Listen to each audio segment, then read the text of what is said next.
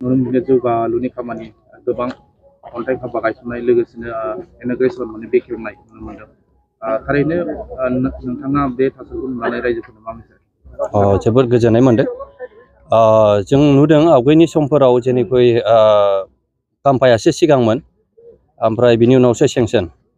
दानिया नुदों जोङो मोनसे सोलायनायखौ जे अन्थाइ खाम्फायासो बेखेवग्रोनाय, बिनि सेंसन जाग्रोनानैसो बिनि उनाव अन्थाइ खाम्फा बेखेवनाय। दा बेवहाय जों एसे पार्थक्यखौ नुदों।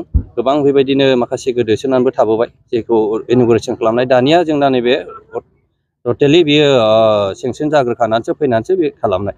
दा बेवहाय खुनु सन्देह गैया। दिनै बे जावलियाबारि टु आथियाबारि बा दतुपुरनिफ्राय मोनसे लामा बेयो बिराद गोदोसोनायमोन।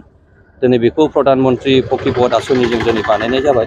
बेखौ मोननानै जों समस्थिबासि हिसाबै आं गोजोननाय मोन्दों आरो रायजो राजाफ्राबो दिनै गोजोननाय मोन्दों। आरो बेबायदिनो जोंनि बे ओनसोलाव आरो गोबां बेबायदिनो लामा दालांनि जोंनाव आसनि दंबायो। बेफोरखौ जोङो मावलांबाय थागोन आरो बेखौहाय रायजो राजाफ्रा दिनै नुनानै जोबोद गोजोननाय मोन्दों आरो बेफोरबायदिया जालांबाय थागोन। मानोना दाबो जों बुंनो हायो जे 2 बोसोरल'सो खामानिनि खेथ्रआव आवगायजेननो हादों।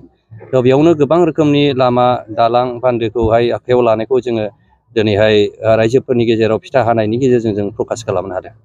फिउचाराव माबायदि जाहैगोन बेबायदि जुदि खामानिया मावबाय थायोबा? बेबायदि जुदि बोसोराव मोनब्रै मोनबा बा 10ता बेबायदि खामानि जाबाय थायोबाथ' हयथ' नेक्स्ट फिउचाराव बेबायदि लामा गिदिर थाहैनाय नङा, अनलि रिपेयारिं थाहैगोन। बेखौहाय जोङो नुदों आरो बियो मोजां इनिसियेटिभ।